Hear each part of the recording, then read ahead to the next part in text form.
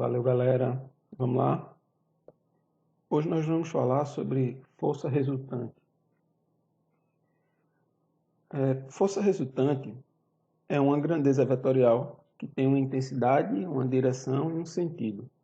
A intensidade da força resultante é igual à força que vai ser um produto da massa vezes a aceleração.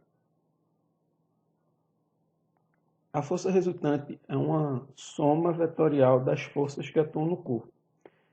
Nessa figura aí embaixo, nós vamos ver dois vetores, o vetor F e o vetor S, que quando somados, eles formam o vetor R, tá?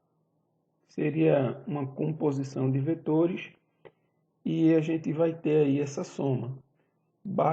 Para somar vetores, basta pegar o final de um vetor e pôr no início do outro vetor, e assim a gente soma, formando aí uma figura semelhante a essa.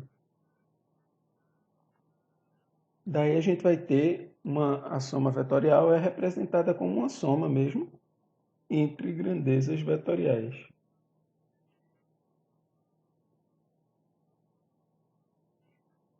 Para a gente resolver uma soma vetorial, é indicado a gente fazer o diagrama do corpo isolado. Esse diagrama do corpo isolado, ou diagrama do corpo livre, é interessante para nós fazermos uma análise das forças que atuam sobre um corpo. Temos um exemplo aí na figura, onde vamos ter uma situação problema. Uma força atua sobre o corpo A, que está em contato com o corpo B, e tanto os corpos A e B estão apoiados sobre um plano, uma mesa, um piso, seja lá o que for esse plano. Nós temos que eles não estão em equilíbrio, porque tem uma força atuando sobre eles. E nós vamos analisar cada corpo individualmente. O corpo A vai ter 4 forças atuando sobre ele. A força peso, para baixo.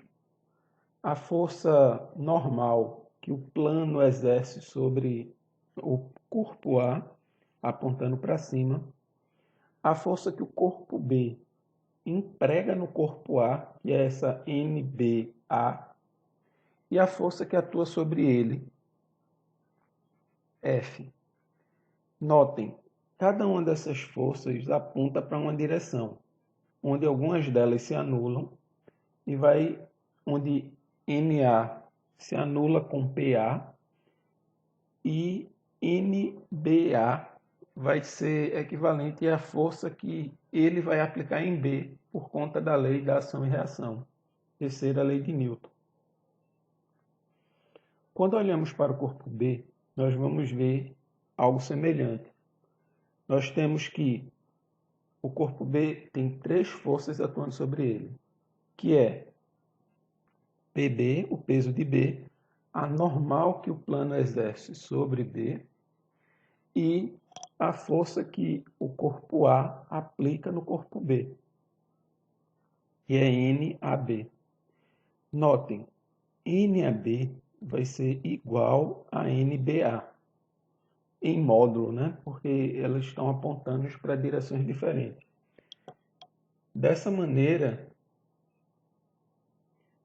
nós temos que ter cuidado com o que vamos ver para não pôr ou ignorar alguma força que não esteja no sistema.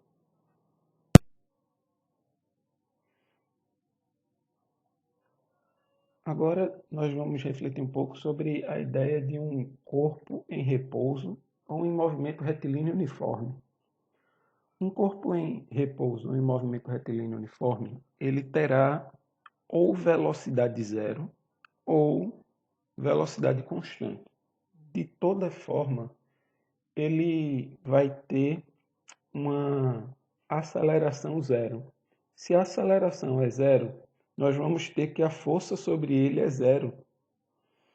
então, ou não haverá uma força atuando sobre o corpo. Aí no slide eu botei forção, nada a ver. Ou a soma de forças sobre o corpo será zero, o que significa que uma força resultante sobre ele será zero. É importante nós dizermos que um corpo ele só pode ser considerado em repouso ou em movimento uniforme se nós considerarmos esse movimento a partir de um referencial inercial.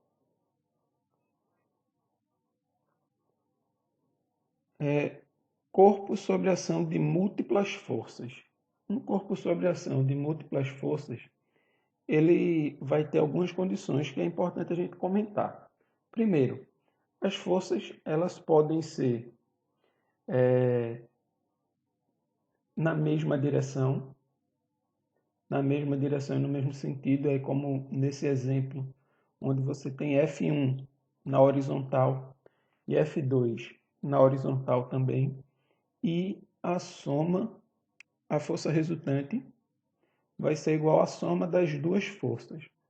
Se por um acaso F2 estiver na mesma direção, mas em sentido oposto a F1, nós teríamos a subtração dos dois. Se as forças, em vez de auxiliarem o movimento, elas forem concorrentes, uma dificultar o movimento da outra.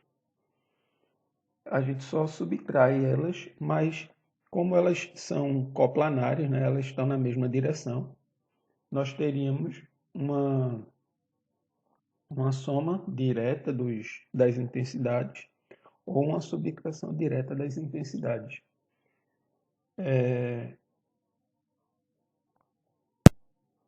Vemos ainda uma outra situação em que nós temos que as forças elas não são na mesma direção. Em caso de forças que não são na mesma direção, nós vamos ter que usar sistemas triangulares, né? Exemplos triangulares. Por exemplo, se as forças forem perpendiculares, elas vão formar 90 graus entre elas, que é o exemplo, esse primeiro exemplo aí, B. Em caso de termos que usar um exemplo desse, nós temos que F1 e F2 formam 90 graus, então a força resultante vai fechar o triângulo retângulo. Com esse triângulo retângulo, nós vamos poder utilizar o teorema de Pitágoras. Temos aí que a força resultante é igual a F2 mais F1. Assim, como F2 e F1 são perpendiculares, nós temos que a força resultante é igual a raiz quadrada de F1 ao quadrado mais F2 ao quadrado. Caso eles não façam 90 graus entre eles, nós vamos usar a lei dos cossenos.